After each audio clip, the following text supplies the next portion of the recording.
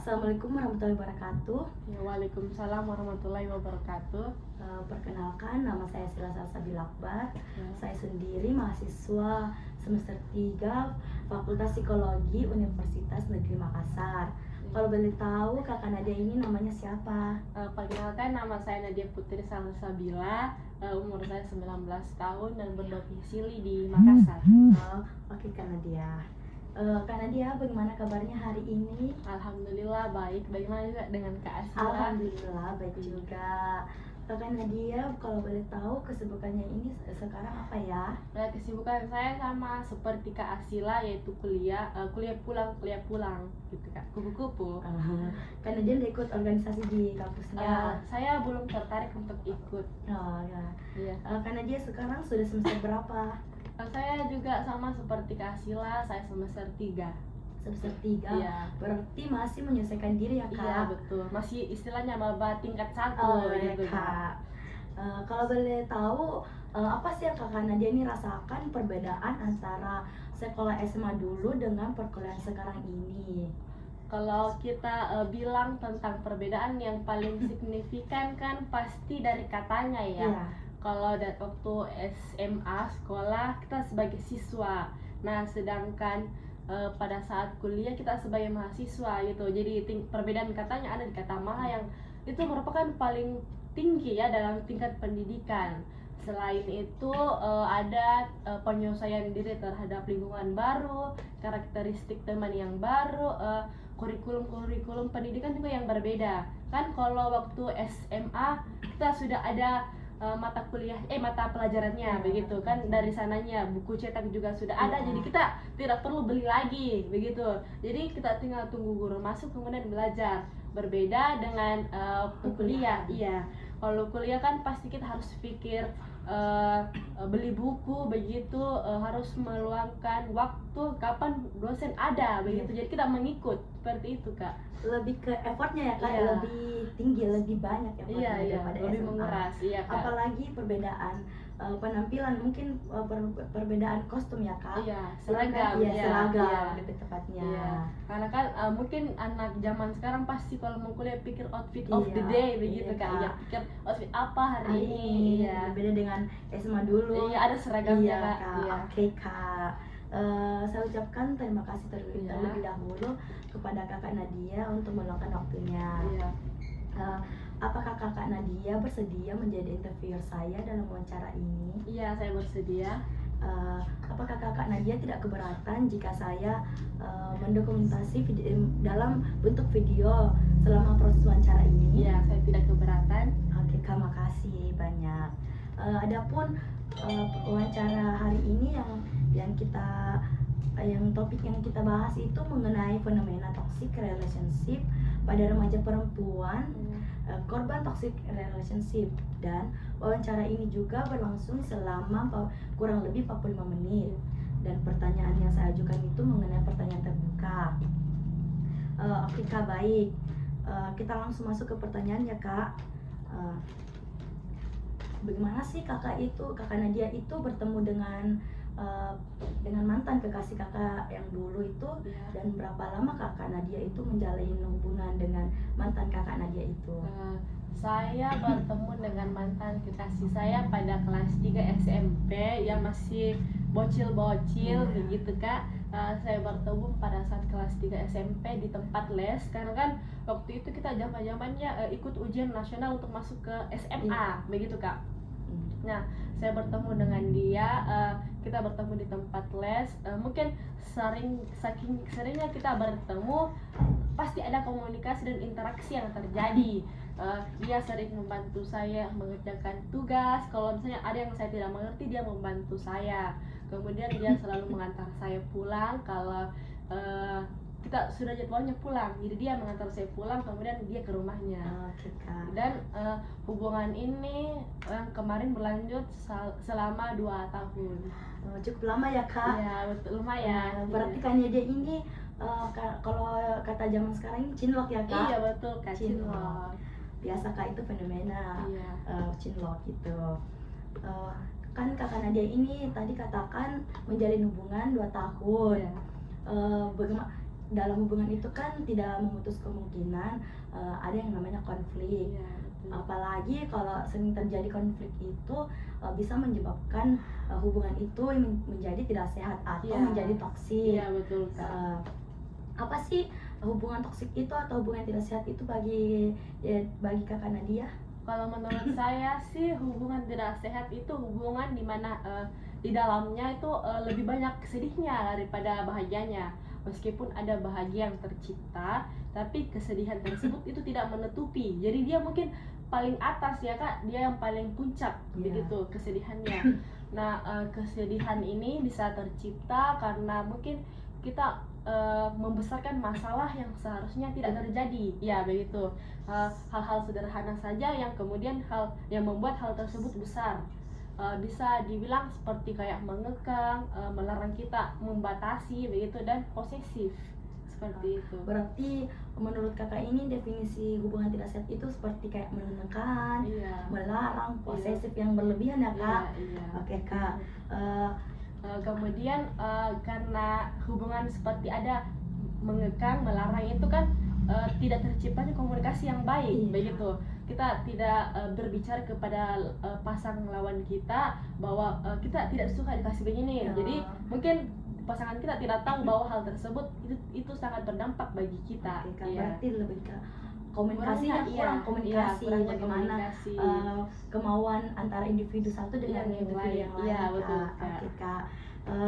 Apa sih yang membuat Kakak Nadia ini merasa bahwa oh ini hubungan saya ini sudah tidak sehat lagi?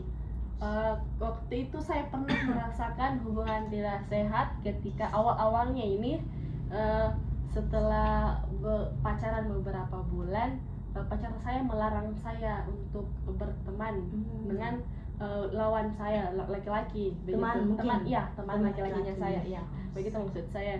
Dia melarang saya berpergi tanpa kabar dari dia, atau dianya tidak ada. Jadi kalau misalnya kalaupun saya pergi tanpa dia, berarti dia harus selalu dikabari. Jadi kayak mungkin sekitar setiap 5 menit dia butuh kabar dari saya.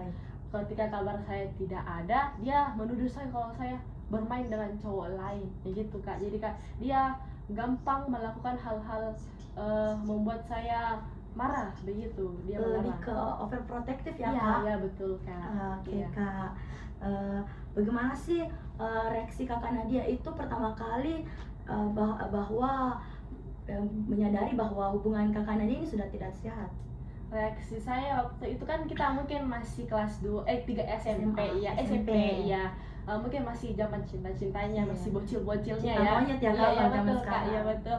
Cinta monyetnya kita berpikir bahwa kita menerima apapun yang pacar kita lakukan untuk kita.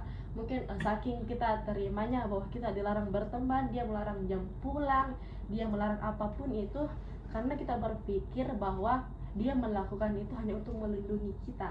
Begitu, dia ingin menjadi garda terdepan supaya saya tidak apa-apa gitu. Jadi saya menerima juga, karena saya berpikir bahwa oh mungkin ini yang terbaik untuk saya. Seperti awalnya itu. sih kakak tidak memikirkan bahwa hubungan ini tidak sehat, tapi lebih ke mungkin dia sayang sama saya, ya begitu.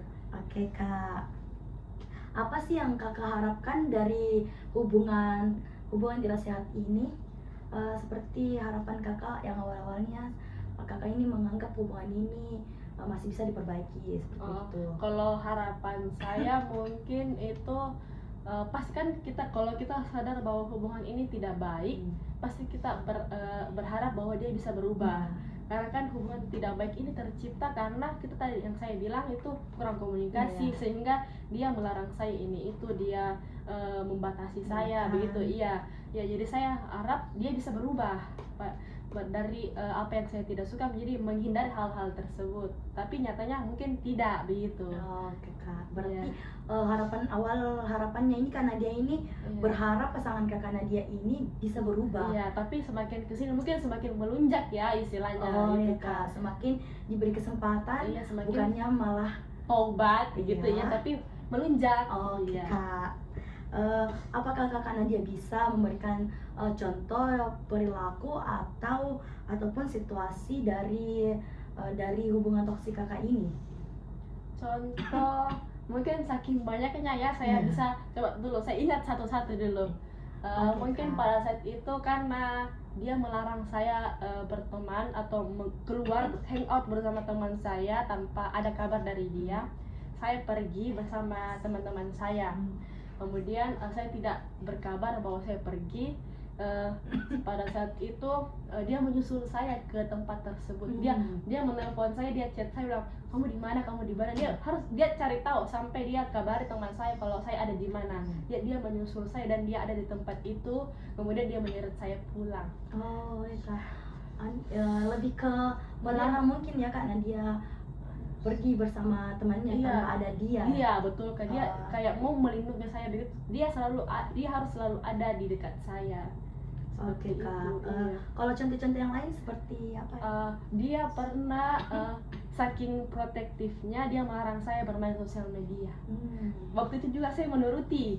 Iya, saya menuruti karena bucin, dia kan bucin. Iya, awal-awalnya Iya, Kak ya Kak. Iya, saya menuruti. Saya tidak bermain Instagram selama 6 bulan. Dia itu nama istilahnya yang dia sadap WhatsApp saya. Menyadap WhatsApp. Iya, karena saya rasa mungkin dia khawatir kalau saya gampang berpaling dengan pria lain begitu.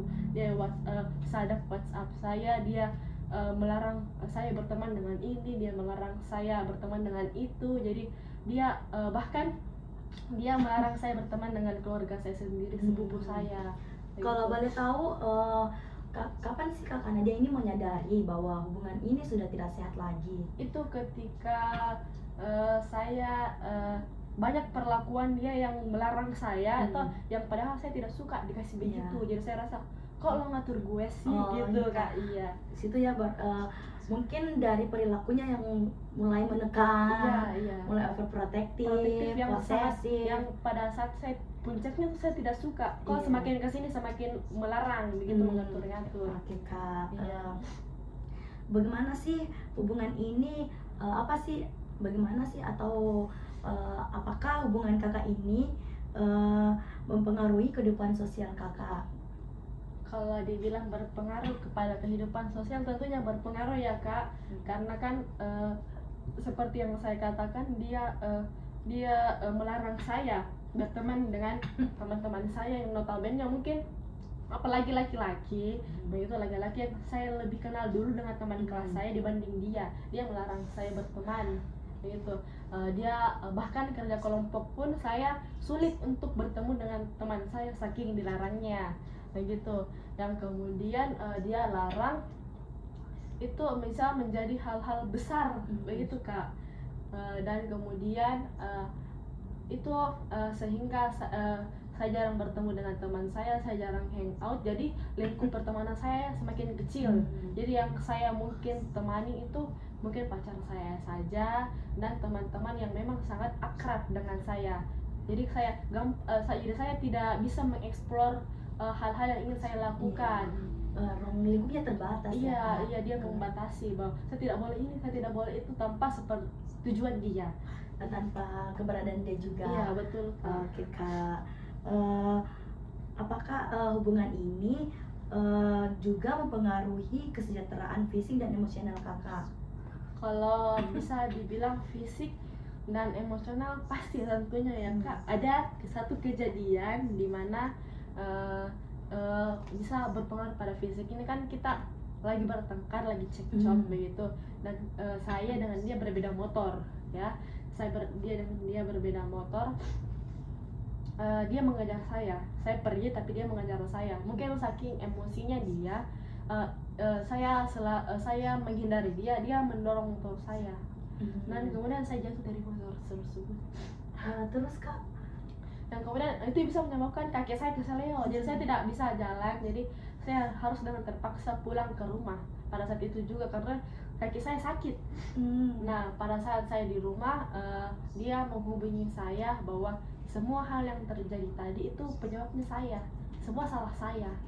Menyalahkan kakak ya? Iya, menyalahkan saya, sehingga hal tersebut itu bisa menyebabkan secara emosi saya apa-apa tuh hal yang terjadi selalu saya yang salah. Jadi saya gampang marah, gampang menyalahkan diri sendiri, emosinya tidak stabil seperti itu. Lebih ke kesehatan mental kakak sendiri yang terganggu. Iya, bisa menyebabkan itu yang terganggu karena hal tadi. mungkin jadi tertekan. Iya, tertekan, betul Kak. Oke Kak, apakah kakak pernah mencoba untuk berbicara dengan pasangan kakak mengenai bahwa hubungan ini sudah toksik, seharusnya kita ini komunikasikan bagaimana jalan keluarnya, apakah bisa diperbaiki atau bagaimana Kak? Kalau untuk berbicara sih istilahnya kan anak zaman sekarang deep talk ya Kak, Iya, deep Kak. talk iya. Saya pasti sudah mencoba deep talk dengan pasangan saya bahwa hal-hal yang dia lakukan itu seperti mengekang, melarang, membatasi, posesif itu hal-hal yang tidak saya suka. Jadi saya tidak mau kalau saya diperlakukan seperti itu. Saya memang anaknya orang suka bebas begitu, dan kebetulan di rumah saya juga anaknya tidak dituntut untuk berbatasan dengan berteman dengan ini saja. Jadi orang tua saya membiarkan saya eksplor apapun yang saya suka. Setelah bertemu dengan ini kekasih saya, dia malah membatasi, dan bodohnya juga saya mengikuti. Gitu ya Kak. Jadi saya berbicara pada pacar saya bahwa hal seperti itu saya tidak suka. Saya tidak suka dilakukan seperti itu. Kemudian mungkin pacar saya sadar bahwa hal tersebut salah yang dia lakukan. Dia minta maaf pada saya, bilang, iya saya maaf, minta maaf, saya tidak akan begitu lagi. Dia tidak akan begitu lagi. Kemudian saya maafkan. Kan mungkin kalau kita sekali dua kali kita masih memaafkan ya, memberi kesempatan ya. Saya maafkan, beri kesempatan, karena saking mungkin kita berpikir dia masih bisa berubah. Jadi kita memberi kesempatan, bilang, oh iya saya kasih kamu kesempatan ya. Dia memanfaatkan kesempatan itu dengan baik. Mungkin bisa dibilang awal-awalnya saja ya, karena untuk mereda permasalahan itu. Betul. Mungkin seperti lebih ke supaya permasalahan ini cepat selesai. Iya, dia tidak mau ambil pusing. Dia ingin cepat selesai, apa yang ada solusinya itu saja yang dipakai. Begitu Kak. Dia ingin jadi dia saya kasih kesempatan, dia memanfaatkannya dengan baik, tapi itu hanya di awal-awal saja. Tapi kemudian yang di awal-awal saya mungkin bisa bebas bergerak bersama teman saya, pergi-pergi tanpa hal perlu dikekang lagi. Jadi saya merasa dia bisa berubah. Begitu dia bisa berubah, tapi tak lama kemudian mungkin dia merasa saya terlalu bebas, terlalu membebaskan saya, jadi dia kembali ke sifat seperti itu lagi. Jadi kayak dimaafkan tapi dia semakin melunjak begitu lagi Kak. Jadi saya rasa kalau untuk berbicara dengan pasangan saya terhadap hal-hal seperti ini pasti sudah saya lakukan, dan bukan 1-2 kali, berkali-kali ya Kak? Berkali-kali. Ya, seperti kan kita ini kan masih remaja ya Kak, masih mau membutuhkan kebebasan, mengeksplor kehidupan yang baru. Betul, apalagi kan zaman sekarang ini lebih ke zaman milenial ya Kak, teknologi lebih ke setiap ada kafe baru kita ingin pergi bersama teman kita, nongkrong, seperti itu, ditol dengan teman, cekcok dengan teman, bercita-cita. Kak, bagaimana sih atau apakah ada respon dari pasangan kakak ini ketika kakak ketika kakak ini menceritakan atau mengutarakan perasaan kakak bahwa kakak ini tidak mau dikekang, kakak ini tidak mau begini kepada pasangan kakak? Iya, kalau respon pasti tentunya ada ya. Awal-awalnya pasti dia memberikan respon positif. Nah, dia bilang pada saya bahwa saya nggak bakalan lakukan itu lagi, dia bakalan berubah, dia bakal tuntut saya untuk mungkin bilang pada saya bahwa hal ini saya tidak suka, hal ini saya suka. Jadi dia bisa menebus kesalahannya dengan seperti itu. Tapi mungkin semakin kesini respon positif tersebut berubah jadi respon negatif. Dia rasa bilang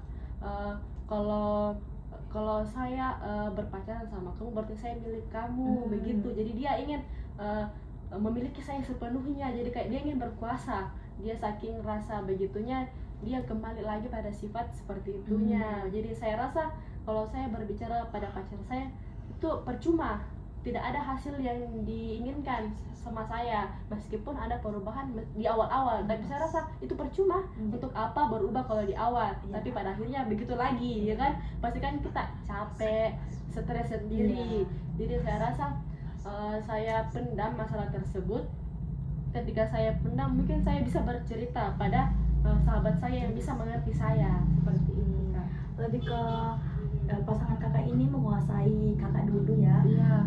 Setelah dia bisa menguasai kakak, dia bisa menekan kakak, Iya. bahwa dia pasti berpikir bahwa kakak ini pasti bakalan turuti kemauannya. Iya, karena dia rasa mungkin pacaran setelah 1 tahun 2 tahun dia rasa bahwa saya sudah menjadi milik dia sepenuhnya, jadi dia kayak bersemena-mena ingin menguasai saya. Apalagi kalau satu kemauannya yang dituruti, bakalan Dia kemauan selanjutnya itu iya pasti bakalan melunjak, ikuti terus. Iya.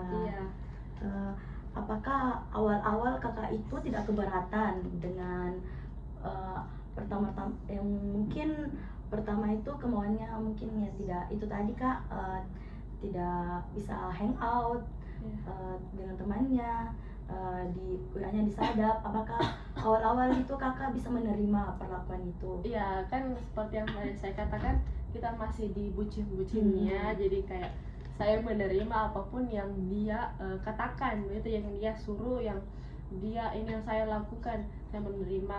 Karena mungkin dia berpikir satu kali saya menuruti, pasti dia berpikir saya akan turuti terus kemauannya.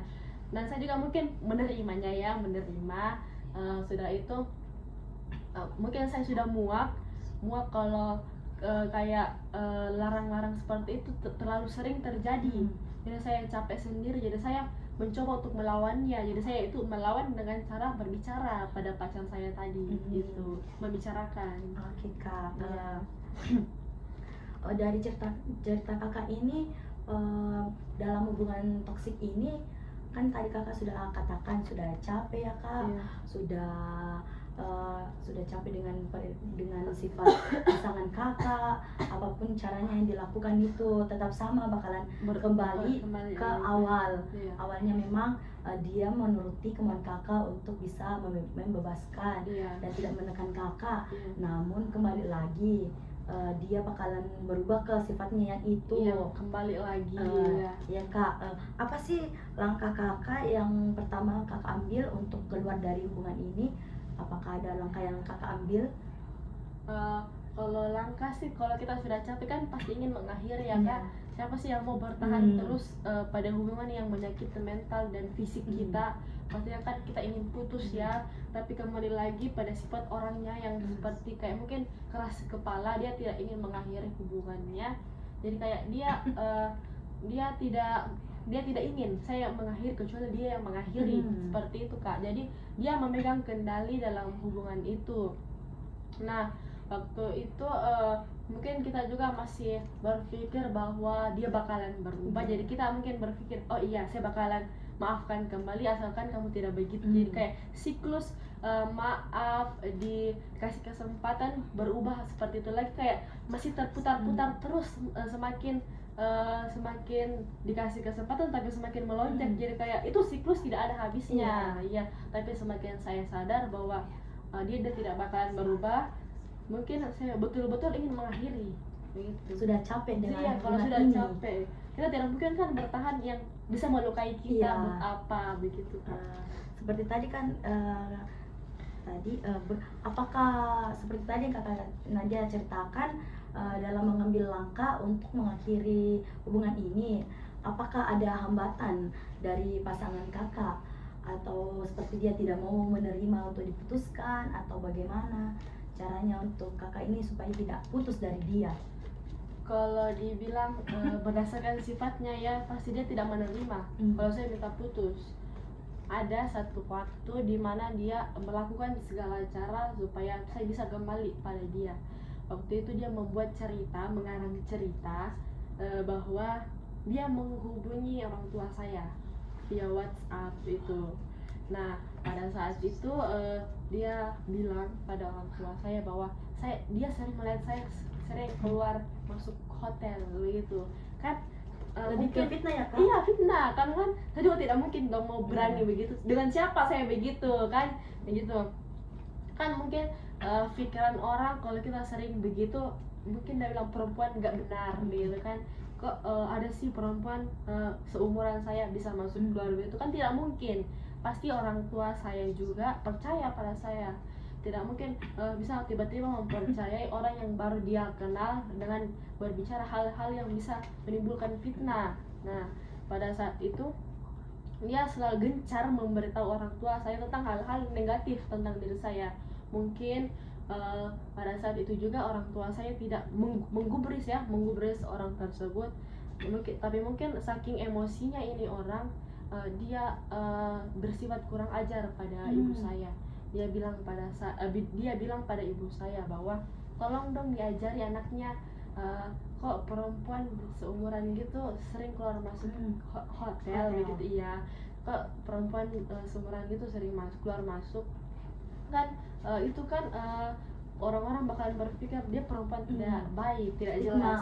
Iya, betul. Apalagi kan hotel kan, iya, lebih ke kan pasti orang itu lebih ke arah negatif. Iya, betul kan, ke apapun orang yang dengar tentang itu kan kita pasti kembali kepada perempuannya saja. Jadi mungkin dia saking emosinya dia membuat fitnah yang lebih kejam begitu. Orang tua saya saking emosinya, dia bilang pada sama dia mantan saya, bilang kamu mau apa, kenapa selalu mengganggu hidup saya begitu, hidup anak saya begitu. Tapi ini orang tidak ingin membicarakan hal tersebut. Tapi selang beberapa kemudian, saking dia tidak terimanya saya ingin putus, dia menghitung jumlah uang yang pernah saya pakai, kita pakai ngedate, pergi makan, pergi mall, nonton, kan hal-hal yang dilakukan dulu pacaran. Dia menghitung semua totalnya. Kayak mungkin saking cari cara untuk saya tidak bisa lepas dari dia menghitung semua nota-notanya. Dia bilang pada orang tua saya, bilang tolong kalau ingin anaknya saya tidak ganggu lagi, tolong kasih kembali uang yang pernah saya pakai dengan dia. Dia menghitung semua dengan sebesar 7 juta. Lebih ke dia mencari cara agar kakak dia ini tidak bisa lepas dari hubungan ini.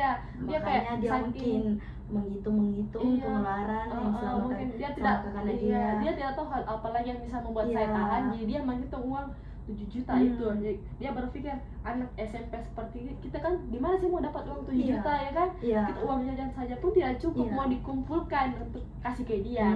Jadi saya rasa orang tua saya bilang, kamu nggak usah bertemu dengan dia lagi, kamu putus hubungan saja begitu.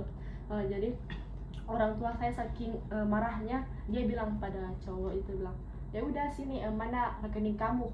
Dia langsung kirim, dia kirim 7 juta, kayak sudah cut begitu, berakhir hubungannya. Jadi kayak orang tua saya juga sudah melarang saya bahwa kamu nggak usah dekat-dekat dengan dia lagi begitu. Dia ingin sudah putus hubungan, putus kontak, jadi kayak tidak ada celah untuk dia bisa menghubungi saya lagi. Tidak ada cara untuk berinteraksi kembali. Karena kan hal-hal yang dia inginkan sudah dia dapatkan kembali kan.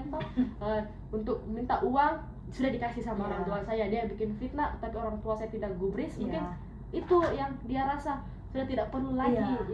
Dia sudah tidak mempunyai celah untuk kakak ini bisa kembali ke dia. Jadi kayak mungkin saking sering cari cara, setelah dituruti jadi dia tidak tahu harus berbuat apa lagi.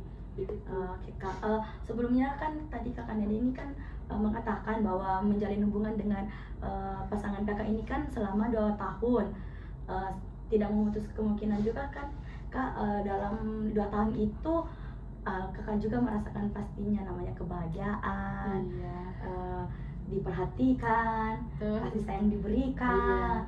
Apakah menurut kakak ini, kakak mengambil langkah keputusan ini memang kakak sudah tidak mempunyai rasa dengan mantan kekasih kakak ini, atau memang kakak ini sudah tidak mau dalam hubungan toksik ini? Kalau dibilang rasa yang ada, pasti kan ada ya, masih ada. Mengingat kayak awal-awal kita dekat, PDKT, kayak perhatian dia, effort dia, kasih sayang yang dia berikan pasti kan masih ada. Tapi kayak semakin seiring berjalannya waktu, itu tidak bisa menutupi dengan hal-hal buruk yang dia lakukan kepada saya. Jadi kayak percuma dia kasih sayang sebesar itu, effort sebesar itu, perhatian sebesar itu ada kalau misalnya dia melakukan hal-hal yang saya tidak suka. Jadi kayak percuma saja itu ada. Begitu. Oke Kak, apakah dengan cara Kakak tadi itu memutus kontak, memutus cara untuk berinteraksi lagi, berkomunikasi lagi dengan pasangan Kakak itu efektif dalam mengambil putusan untuk dalam hubungan ini? Kalau dibilang efektif pasti tidak ya kan, namanya orang yang kayak masih obsesi pada kita kan, Iya. selalu cari cara. Pada saat itu dia sudah diberikan uang sama orang tua saya, dia cari cara baru lagi. Nah dia ketika saya sudah blokir semua kontaknya, dia mungkin membeli kartu baru ya. Membeli kartu baru, dia mencoba menghubungi saya bahwa dia kayak beralasan bahwa dia ingin kasih saya sesuatu. Begitu, dia bilang pada saya bahwa saya ingin kasih hadiah kamu untuk terakhir kalinya. Mungkin saya berpikir pada saat itu dia ingin memang betul-betul ingin melepaskan saya, dan mungkin hal yang dia ingin kasih kepada saya itu sebagai bentuk kenang-kenangan ya Kak. Mungkin setelah itu kita tidak pernah bertemu lagi, lost kontak. Jadi dia ingin kasih kenang-kenangan untuk saya. Jadi pada saat itu saya bertemu dengan dia memberikan saya boneka. Boneka yang besar sekali ya, itu yang unyu-unyu yang gitu. besar itu kayak ya. Iya, yang boneka beruang. Iya, beruang. Iya. Oke Kak. Tapi waktu itu ketika dia memberikan saya boneka, karena saya pikir ini terlalu besar untuk apa begitu, saya tidak terima. Saya mungkin berpikir kalau kayak kenang-kenangannya itu kayak baju, mungkin kan toh saya terima. Tapi saya tidak terima kalau boneka sebesar itu untuk apa begitu. Dia marah pada saat itu, dia marah. Dia bilang kepada saya, kalau nggak ngehargain aku sih begitu, aku udah effort beliin kamu ini sebagai kenang-kenangan begitu. Aku kan tetap tidak terima, takut akan kejadian uang yang 7 juta itu akan terulang kembali gitu kan. Iya, saya takut kan kalau dibilang masalah boneka yang dia minta kembali tidak apa-apa, saya bisa langsung kasih kembali. Tapi kalau dia ingin minta dalam bentuk uang kan kita pusing lagi cari uang mau di mana. Apalagi katanya ini kan masih pelajar. Iya, masih pelajar, pemasukan hanya dari orang tua saja. Jadi dia tidak terima, dia marah, dia membuang bonekanya. Padahal kan dia untuk apa lo beli kalau mau untuk lo buang, dia buang, dia bakar. Jadi kayak semua itu kenangan yang ada, dia kayaknya ingin kenangan tersebut itu semua hilang, terbakar jadi abu antara saya dan dia. Ya mungkin saking kesalnya saya tidak terima itu. Seperti itu Kak. Oke Kak, apakah dari hubungan kakak ini, hubungan toksik kakak ini, apakah ada dukungan dari orang sekitar yang kakak butuhkan setelah lepas dari masalah ini? Kan seperti tadi kakak bilang kesehatan mental kakak terganggu. Iya. Dari fisik, emosional kakak terganggu, pasti kan kita pasti butuh dukungan orang lain dari supaya kita bisa bangkit lagi. Saya rasa kalau dukungan pasti itu kan sangat dibutuhkan ya, yang paling nomor satu banget itu dukungan.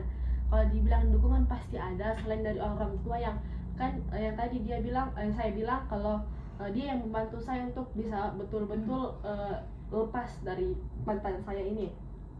Selain peran orang tua, peran sahabat saya juga, karena setelah dia membatasi pertemanan saya yang betul-betul dekat dengan saya itu hanya ada 5 orang begitu. Dia yang support saya, dia yang dari awal dari saya mulai berhubungan sampai sekarang dia yang selalu ada menemani saya.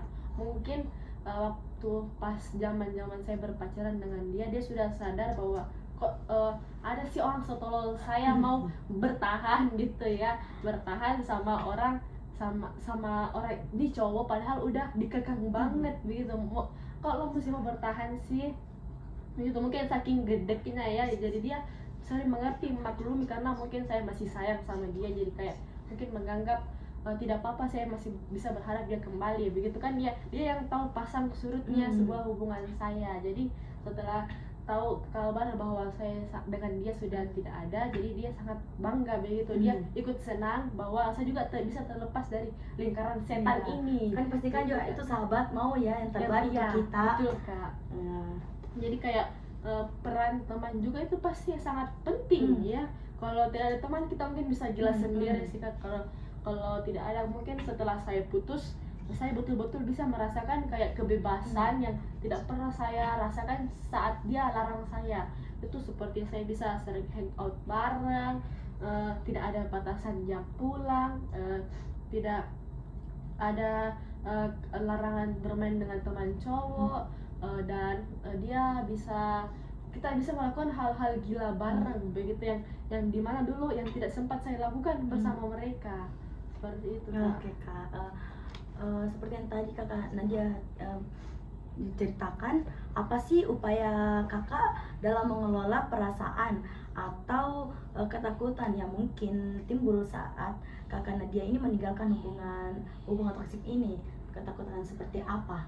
Kalau ketakutan pasti jelas ada rasa trauma, ya kan, trauma atas hubungan yang seperti itu pasti tentunya ada. Kita takut pada diri sendiri karena saya sempat selalu menyalahkan diri saya sendiri karena mantan kasih saya dulu bilang bahwa semua hal yang terjadi itu saya yang salah. Jadi kayak pada saat itu saya selalu bilang pada diri saya bahwa hal ini terjadi karena saya, hal itu terjadi karena saya. Jadi ketakutan seperti itu yang membuat saya takut untuk memulai hal baru lagi. Nah, ketakutan itu yang bisa saya sadar bahwa hal-hal yang saya lakukan saya dibatasi. Ketakutan itu juga yang membuat saya berpikir bahwa saya takut untuk membuka atau melangkah ke lingkungan yang baru lagi, mengikuti kayak ruang lingkup baru lagi begitu kan. Kayak ketakutan itu, takut saya setibanya ada waktu di mana kesalahan terjadi itu karena saya. Ketakutan seperti itu. Saya juga takut karena emosi saya itu belum stabil, jadi kayak masih gampang marah. Jadi saya mungkin yang bisa saya lakukan itu pasti berintrospeksi diri terlebih dahulu, memaafkan diri saya terlebih dahulu, kemudian saya menyadari bahwa hal-hal yang salah itu bukan salah saya. Jadi saya selalu mengesampingkan bahwa hal tersebut bukan letak kesalahannya ada di saya, tapi memang sudah seharusnya terjadi begitu. Jadi begitu. Kemudian saya takut, kalau dibilang takut kenal orang baru, pasti kan tentunya ada ya kan rasa trauma. Begitu, trauma untuk kenal orang baru, cowok baru gitu kan, memulai hubungan baru lagi ya. Kadang-kala kita takut bahwa suatu waktu kita ketemu sama orang yang sifatnya bakalan sama. Iya, bakalan terjebak dalam hubungan toksik ini. Iya, betul. Bakalan ketemu lagi dengan orang seperti itu. Seperti itu, takut seperti itulah yang terjadi. Iya, Kak. Seperti tadi Kakak yang Nadia katakan, takut melangkah dengan orang seperti ini kembali lagi. Apakah Kak Nadia ini memiliki standar baru dalam memilih pasangan baru? Kalau dibilang standar sih saya tidak ada ya Kak, karena kan pasti kalau dibilang standar kita pasti ingin yang baik, yang pengertian, yang ciri-cirinya sama seperti pacar saya dulu begitu kan. Tapi kan setelah dijalani ujung-ujungnya hal yang terjadi sama saja, yang kayak malah menyusahkan diri kita. Jadi saya rasa kalau dibilang kriteria saya tidak punya, tapi yang bisa kita lakukan untuk mendapatkan kriteria yang cocok, yang apa yang ditakdirkan pada kita itu kembali pada diri kita sendiri, yaitu dengan bisa kita memikirkan diri kita sendiri, memaafkan diri kita sendiri atas apa yang terjadi, kemudian memaafkan, berproduktif, melakukan hal-hal produktif. Pernah waktu itu karena zaman-zamannya ingin masuk SMA ya kan, kita sibuk fokus kuliah, fokus masuk SMA, ya maaf, masuk SMA, jadi kita fokus hanya ujian, try out begitu kan zaman-zamannya. Jadi kita fokus pada itu saja. Jadi fokus melakukan hal produktif, olahraga, belajar secukupnya, menaikkan value diri begitu kan. Kalau misalnya value diri kita tinggi, pasti kan orang yang ingin dengan kita, iya pasti sesuai atau setara dengan value yang kita miliki. Jadi kalau dibilang kriteria sih tidak ada ya kan. Kalau apa yang diberikan itu yang bisa kita jalani. Iya. Mungkin juga seperti tadi Kak Nadia katakan, komunikasi. Iya Yang betul, di awal komunikasi. Walaupun misalnya orangnya yang kayak mungkin orang yang pertama kita kenal itu orangnya mungkin tidak pengertian, nakal, bad boy istilahnya begitu. Tapi kalau misalnya kita komunikasikan hal-hal yang kita tidak suka, hal-hal yang kita suka, itu bisa berjalan lancar. Karena saya rasa kunci suatu hubungan itu ada di komunikasi, Iya. betul. Ada di komunikasi. Kalau misalnya masalah tercipta karena kita kurang komunikasi, itu yang sebelumnya yang pacar saya lakukan itu dia mengekang, melarang saya itu karena saya tidak bilang bahwa saya tidak suka kan. Nah karena waktu awal-awal saya mengikuti, jadi saya rasa oh iya nggak apa-apa, tapi semakin ke sini saya tidak suka, jadi saya harus berkomunikasi kan dengan pacar saya, bilang saya tidak suka diginiin, saya suka diginiin. Jadi mungkin pacar kita juga berusaha atau effort untuk melakukan hal-hal yang bisa menyenangkan hati kita. Itu seperti itu ya Kak. Iya. Oke Kak, dari kisah-kisah Kak Nadia yang tadi Kakak Nadia ceritakan, apakah ada pesan-pesan buat korban-korban Iya. yang masih berada di lingkungan Iya. toksik itu untuk bisa keluar dari itu? Pesan saya untuk orang-orang yang masih ada di lingkup toxic relationship ini, pasti tentunya jangan takut untuk keluar dari zona itu. Karena buat apa bertahan kalau misalnya hal yang membuat kita bertahan itu justru bikin kita sakit, begitu kan. Buat apa sih bertahan bertahan kalau bikin mental kita rugi, jiwa kita rugi, dibandingkan mungkin kita berpikir kalau dia sayang buat apa. Itu kan pasti nggak setara dengan apa yang kita beri, begitu kan. Justru kalau membuat hal kita sakit, pasti itu sangat berdampak besar ke depannya. Jadi saya rasa jangan takut untuk keluar, jangan takut untuk mencoba mengambil keputusan besar, karena ini kan pasti menyangkut pada kesehatan mental kita, begitu. Kemudian jangan takut untuk istilahnya cut off orang yang merasa kita merugikan kita. Memutuskan hubungan yang bisa merugikan kita. Jangan takut, karena terkadang kita jangan berpikir kalau misalnya kita cut off ini orang, apakah orang ini akan sakit hati, padahal orang tersebut merugikan kita. Kita jangan berpikiran begitu.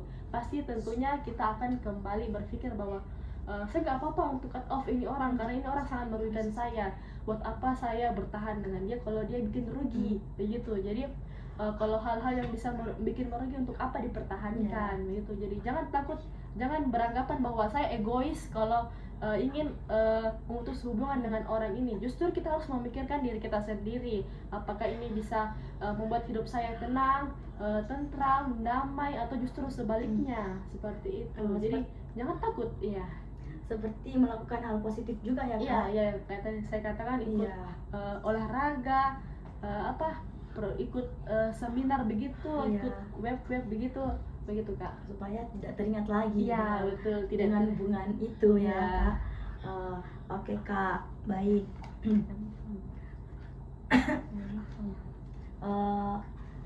Seperti yang tadi Kak Nadia katakan, tadi Nadia katakan tidak butuh move on. Iya, kalau saya rasa sih, untuk apa kita berusaha memiliki upaya move on pada hubungan yang toksik, begitu. Saya rasa kalau saya sih, pendapat pribadi, saya tidak butuh move on, karena pada saat saya bersama dia itu saya sudah kehilangan dia, begitu. Jadi saya tidak perlu untuk susah-susah lupakan dia, begitu Kak. Oke Kak, berarti dari kesimpulan Kak Nadia ini, hubungan toksik itu terjadi karena kurangnya komunikasi. Iya, itu juga jadi salah satu penyebabnya. Seperti tadi Kak Nadia katakan, dari yang hubungan awal itu tidak ada terjadi komunikasi, makanya karena dia mengiyakan semua. Dia bebas ingin melakukan ini itu tanpa tahu ini yang saya tidak suka. Mengiyakan, awalnya mengiyakan kemauannya. Untuk menekan, dengan karena dia tadi katakan bahwa mungkin karena dia merasa ini yang terbaik untuk karena dia untuk bisa melindungi, tapi ternyata semakin diberikan kesempatan semakin melunjak, dan kemudian bikin kita capek, stres, rugi waktu, tenaga, jiwa. Jadi kita ingin mengakhiri. Jadi itu jadi kita tidak perlu takut untuk mengakhiri hal-hal yang merugikan kita. Iya, sehingga itu juga bisa membuat hubungan ini semakin toksik ya kak. Iya. Karena komunikasi itu tadi. Iya. Kalau dari awal hubungan itu terjalin komunikasi, Maka hal-hal yang Iya. kemarin-kemarin tidak perlu terjadi. Iya Ya. kak, oke kak, Ya. baik. Terima kasih kak Nadia, Iya. karena semua jawaban telah kakak jawab Iya. dengan sesuai pengalaman kakak Nadia. Apakah kakak Nadia bersedia jika kedepannya saya masih membutuhkan informasi mengenai pengalaman kakak Nadia? Iya, saya bersedia. Oke kak, terima kasih banyak ya Iya. kak sebelumnya atas kesempatan dan waktu dan Kak Nadia meluangkan waktunya Iya. dalam wawancara ini.